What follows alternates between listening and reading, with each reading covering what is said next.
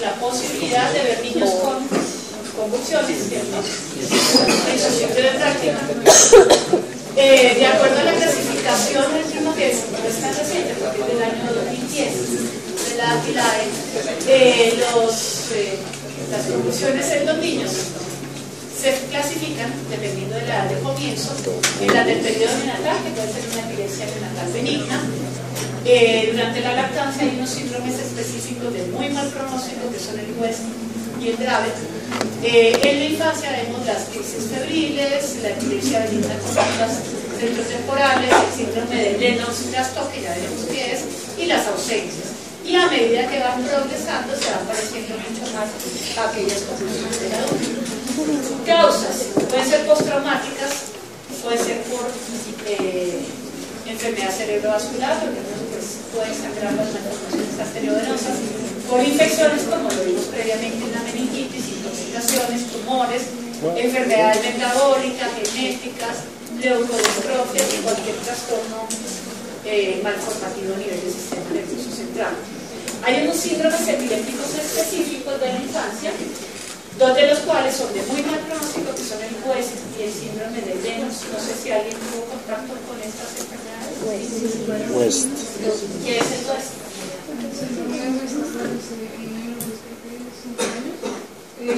Que se asocia con como espasmos en miembros inferiores y superiores, y el patrón electroencefalográfico es punta polipunta punta lenta. Se trata con y el síndrome de West, exactamente, tiene tres componentes que claramente se les pondrían: retardo en el neurodesarrollo, unos hallazgos electroencefalográficos clínicos que se llama ipsarritmia, que es estudio de onda lenta, y el tercer componente es la presencia de unas convulsiones específicas de los lactantes que se llaman espasmos infantiles, no del sollozo. Porque de pronto han oído hablar del espasmo del sollozo, que es el niño malcriado que le quitaron el juguete, empieza a llorar como loco, se priva, como dice la mamá, queda morado, lo sacuden y vuelve eso es un espasmo del sollozo. El espasmo infantil es un tipo de convulsión maligna que se caracteriza por varios componentes. El primero de ellos es una pérdida súbita del tono cervical que hace que la cabeza caiga sobre el tronco.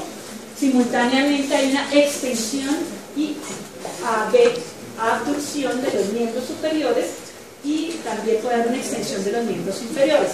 Algunos dicen que es el signo del espadachín porque el niño hace así, como si fuera con la espada a funcionar. Esos espasmos infantiles son de pésimo pronóstico, pueden presentarse en forma aislada como espasmos o en la tríada del síndrome de West que les acabo de explicar. Desde pésimo pronóstico, difícil manejarlo, podría ser con ACTH, pero se intentan anticonvulsivantes de tercera o cuarta generación, Keppra, Clopidogrel, Vigabatrin. El pronóstico es malísimo, la mortalidad es muy alta antes de los 2 años, pero algunos de ellos que superan esa edad desembocan en el segundo, que es el síndrome de Lennox-Gastaut. Las niñas del sur recibieron Lennox. ¿Sí? ¿Y qué es el Lennox-Gastaut? Una verdadera catástrofe para el que toque manejarlo, porque son convulsiones de todo tipo. El niño presenta crisis atónicas, tónicas, clónicas, mioclónicas, ausencias, espasmos infantiles, y puede convulsionar 20-30 veces en el día. El manejo es muy difícil y la mortalidad igual muy alta. Las otras dos condiciones sí son muy benignas y no las vamos, en vista de las conferencias del público, no las vamos a ver. ¿Qué hacemos ante un niño que convulsiona? Que ya no llegue con la historia de que ha convulsionado, ¿cierto? Una anamnesis como siempre completa para ver el tipo de convulsión, examen físico adecuado, algunas pruebas básicas de laboratorio si estamos pensando en que sea algo metabólico, infeccioso, etc. Imágenes, que la imagen de elección para el estudio de epilepsia, ¿cuál es, María Paula? La resonancia. La resonancia, muy bien. El electroencefalograma y en algunos casos telemetría. Hay que hacer diagnóstico diferencial porque no siempre son convulsiones, entonces sí podría ser un espasmo del sollozo, apneas por reflujo gastroesofágico, sobre todo en los niños pequeños, síndrome de prolongado, quienes han visto tosferina en estos meses de epidemia, los niños que hacen acceso de tos, por tosferina, en algún momento puede ser hacer una pequeña apnea que luego cursa con hipotonía, entonces se confunde con una convulsión. Pseudoconvulsiones en las adolescentes que no son reales, etc. ¿Cuándo tratarlas? Cuando se les presentan 2 o más convulsiones afebriles sin causa en un periodo de 6 a 12 meses. Es decir, que la primera no se trata excepto que sea un espasmo infantil o que sean mioclónicas. ¿Sí? Las tónico-clónicas generalizadas, hubo una convulsión aislada sin fiebre y no la voy a presentar, no materiales tratamiento de entrada. ¿Qué tratamiento se escoge? Dependiendo de la crisis, podría ser una monoterapia, después miraremos con qué, recordar siempre las interacciones farmacológicas y cuestionarse un poquito durante cuánto tiempo y cómo las seguimos. Pero lo que sí van a ver siempre son las convulsiones febriles, que eso sí, el que diría que no hay son piernas.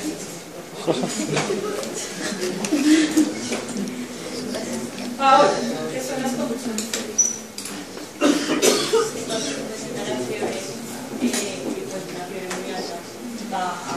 A nivel del hipotálamo, como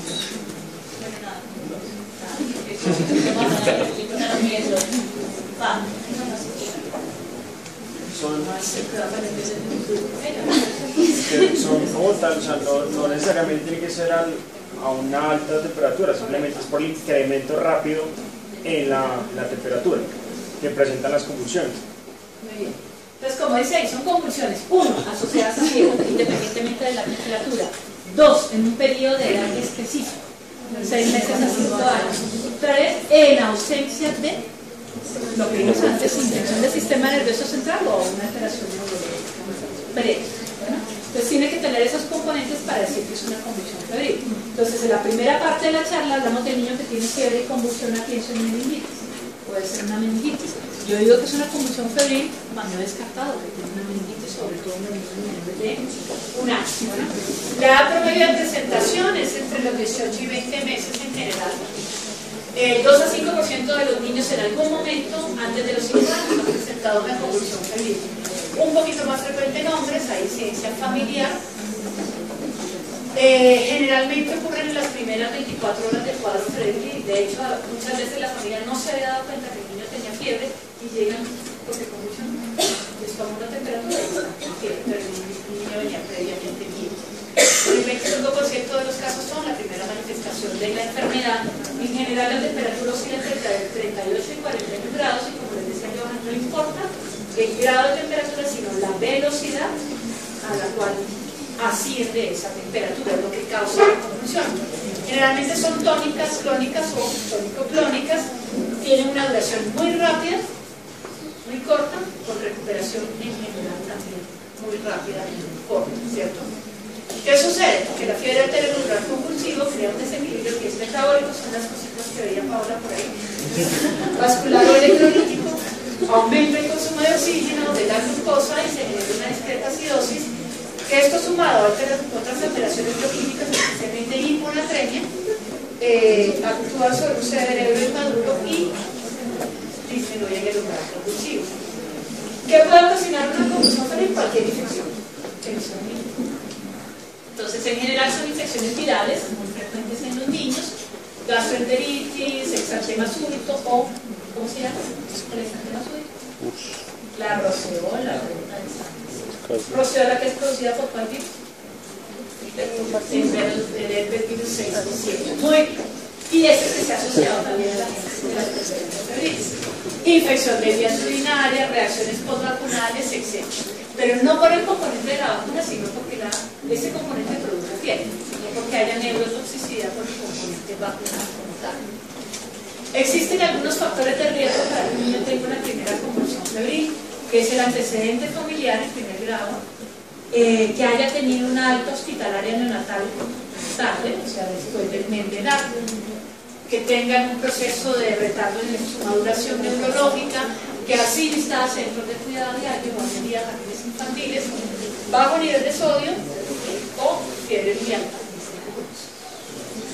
En general se clasifican en simples y complejas. Las simples duran menos de 15 minutos, incluyendo el periodo occipital, son tónico-clónico generalizadas. Hay historia familiar de convulsiones febriles, pero no de epilepsia. Usualmente el examen neurológico es normal antes y después de la convulsión y no repite dentro del mismo día o episodio. O sea, es una convulsión. ¿Sí? Frente a las complejas, que algunas veces hay alteraciones a nivel del desarrollo motor y todo lo contrario a lo que vimos en las simples, entonces duran más de 15 minutos o son focalizadas, ¿cierto? O hay antecedentes de epilepsia o el examen neurológico no es normal. ¿Con una sola de? Con una sola de esas se considera. Con una sola, no hay que esperar que las tenga sola. Pero la convulsión duró 20 minutos. Siempre solo la historia de circulación y la De epilepsia. Ya te la clasifiqué como compleja. Existe, además de los riesgos que vimos para que aparezca la primera convulsión, los riesgos de que se repita, lo que llamamos el riesgo de recurrencia. Entonces, entre más temprana fue la edad en que ocurrió la primera convulsión, más posibilidad hay de que vuelva a suceder. Cuando hay historia familiar de cualquier tipo, cuando la temperatura en la cual convulsionó la primera vez era relativamente baja, el riesgo de convulsiones con cualquier temperatura por encima de 32 pues sigue siendo muy alto. Y cuando hubo un lapso de tiempo desde el inicio de la fiebre hasta la aparición de la convulsión muy cortico, también hay posibilidades de que recurra. En líneas generales, el que convulsiona una vez tiene 33% de posibilidad de convulsionar la segunda vez, y el que convulsionó dos o tres tiene más del 50% de posibilidades de volver a convulsionar. Y eso pues hay que tenerlo en cuenta después para el manejo. Aparte del riesgo de que recurra, existe el riesgo de que realmente se epilepsia, y es el hecho de que tenga las alteraciones neurológicas. O sea, que la alteración es lo que genera la convulsión realmente y no la fiebre como tal, que sean complejas, que haya historia familiar de epilepsia y en general la posibilidad, cuando son simples, es del 2% de desembocar en una epilepsia y si son complejas de 4 a 5%. Diagnóstico igual que el anterior, historia clínica, básicamente. Función lumbar, ¿cuándo hacerlo? Pues en aquel niño menor de 1 año que tiene una convulsión, que tiene fiebre y que su estado general no cuadra para que sea una convulsión febricida. O sea, es aquel o que no recuperó el estado de conciencia o que está tóxico, que la temperatura es muy alta, que tiene otros signos clínicos que nos hacen sospechar la posibilidad de meningitis y que no tiene ningún foco infeccioso. En ellos es en quienes hacemos función lumbar, no en todos los niños con convulsión febril. Los que tienen convulsiones recurrentes o que fueron complejas por focalización, hay que hacer estos estudios. Entonces, electroencefalograma e imagen diagnóstica. De lo contrario, pues, básicamente es historia clínica para hacer diagnóstico. Estas medicaciones ya las vimos. Tratamiento, entonces, en general el niño que tiene una convulsión febril simple, la mayoría de las veces les llega diciendo que convulsionó. El niño convulsionó hace 10 minutos, pero ustedes lo revisan y no hace nada. Si el niño tiene fiebre y durante la observación ustedes convulsionan, pues hay que mejorar la oxigenación, ¿cierto? Evaluar la convulsión si se va prolongando, hacer una canalización de vena y si supera los 5 minutos ya vamos a ver todo el manejo que debemos hacer, que sería el de un estatus, ¿cierto? Cuando tienen riesgo de recurrencia, porque tienen múltiples factores, se recomienda la posibilidad de hacer profilaxis anticonvulsivante, usualmente con diazepam, que se administra los días que el niño tiene fiebre, por vía oral o por vía intrarrectal, cada 8 horas, a las dosis usuales del diazepam de 0.5 miligramos por kilo.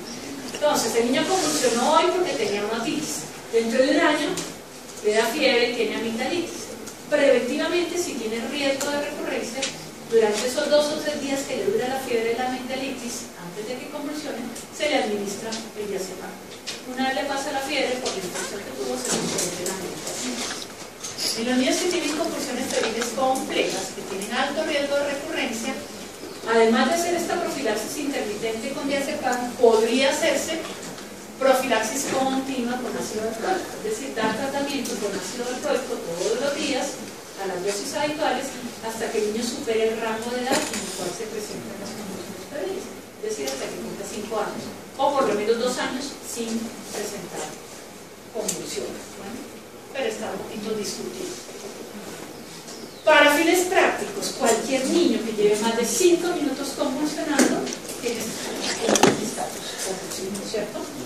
Entonces, ¿por qué se le da un tratamiento en forma tan precoz? Para prevenir el desarrollo de un estatus persistente que tiene secuelas desde el punto de vista neurológico. Entonces puede ser cualquier tipo de crisis, ¿cierto? En el caso de que esté asociada a fiebre, pues se hablaría de un estatus convulsivo febril. El 25% de los estatus convulsivos en los niños son febriles. Y como les digo, la mamá no se ha dado cuenta que tenía fiebre. Pero obviamente cualquiera de las otras causas que mencionamos como causantes de convulsiones puede llevarnos a un estatus, y muchas veces son niños que tienen ya previamente diagnóstico de epilepsia, pero que han interrumpido el tratamiento preventivo. Cualquiera que sea la razón, el manejo del estatus es el mismo, ¿cierto? Entonces, en los primeros 5 minutos, el ABC de la reanimación, posicionar vía aérea, oxigenar, ¿cierto? Si hay que estabilizar vía aérea, pues se haría, canalizar una vena periférica, o si pueden 2 venas, una para suministro de líquidos y otra para medicación, hacer una glucometría, y si cumple 5 minutos convulsionando, pues empezamos a utilizar medicación. La primera línea, benzodiazepinas, que son de acción corta, la que dispongan, la recomendación, depende del sitio donde estén, pero en línea general la recomendación es lorazepam, lo que pasa es que no tenemos lorazepam. Entonces utilizamos midazolam, diazepam, clonazepam, otras benzodiazepinas que tienen el mismo efecto. Si no han logrado un acceso venoso, el diazepam se puede utilizar por vía intrarrectal, que tiene una absorción muy rápida, y el midazolam se puede utilizar por vía intranasal, también con una absorción muy rápida. Pero el ideal es tener un acceso venoso periférico, ¿cierto? Si el paciente sigue convulsionando, podríamos repetir hasta 3 veces la dosis de la benzodiazepina, sabiendo que con la tercera dosis el riesgo de presión respiratoria es muy alto, entonces debemos tener pues todas las condiciones para hacer un manejo adecuado de la vía aérea.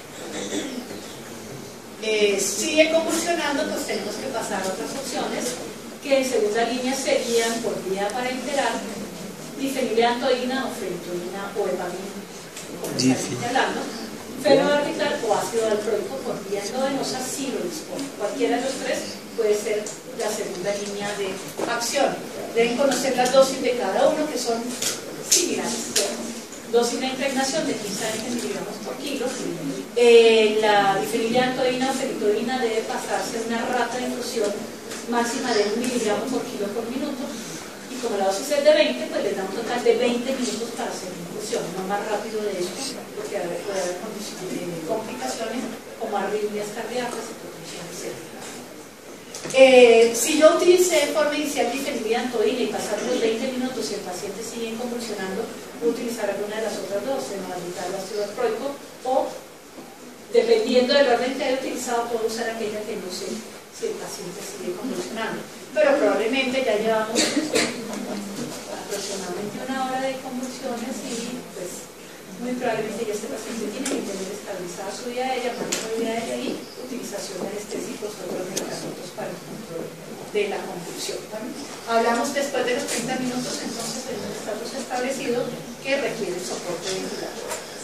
Y para finalizar, lo que nunca les gusta, que ya lo debieron leer esta semana, ¿cierto? ¿Qué les dice ayer? No lo leí. Ganaría. No sabes. Las tareas junto con Jessica. Muchacha, sí es responsable, oiga. Los primeros que mandan la tarea. Bien, César, bien. César Cardona. Eso, áspero. Enfoque de evidencia que no se hace siempre, acuérdense que es aquellos otros componentes que los interrogamos cuando hayamos respuestas que no sabían. El niño de hoy convulsionando, que me va a servir en forma importante. Entonces, hago un listado de preguntas que en el cuadro de procedimientos las tienen, ¿cierto? Si tienen una sintomatología específica asociada a la convulsión o hay algún hallazgo anormal a nivel de examen físico, hago una serie de preguntas, observo, ¿cierto?, para poder clasificar y les da la posibilidad de 6 clasificaciones. 2 son en rojo, que son el estatus que acabamos de ver, y otro que llaman problema neurológico. En este estatus, pero sí tiene una alteración neurológica que está ocasionando la convulsión. 2 amarillas, 3, perdón, que son epilepsias, ya sea con crisis generalizadas, con crisis focalizadas o ausencias, lo que es un manejo diferente, y tecnología diversa. En rojo, entonces, el estatus. El paciente que presenta una crisis convulsiva que dura más de 5 minutos, ¿cierto? O que presenta varios episodios, pero que entre uno y otro no hay una recuperación adecuada del estado de conciencia. ¿Cómo se maneja? Como ya lo vimos.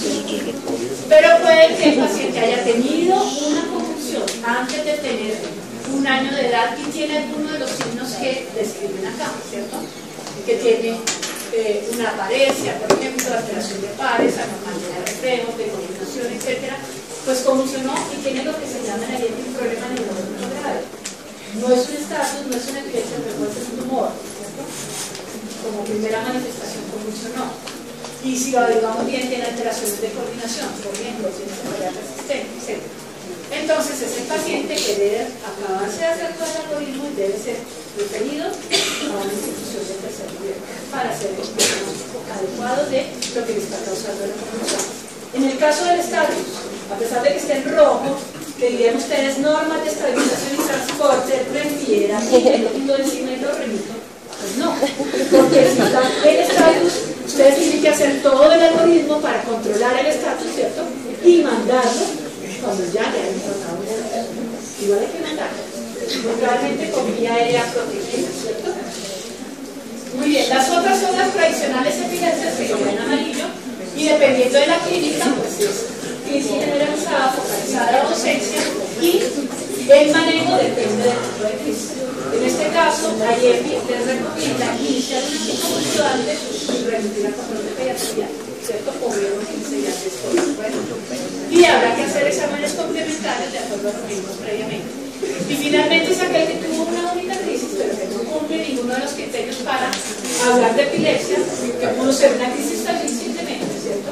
O todo lo que hablamos del diagnóstico diferencial, que era espasmos denso doloroso, terrores nocturnos, síncope, etc. Debe tener una valoración por neuropediatría en caso de que sea reproductivo. De lo contrario, pues simplemente hacen su control de crecimiento y desarrollo y obviamente enseñar los signos de alarma a la familia. Fue así de rápido porque entiendo el caos.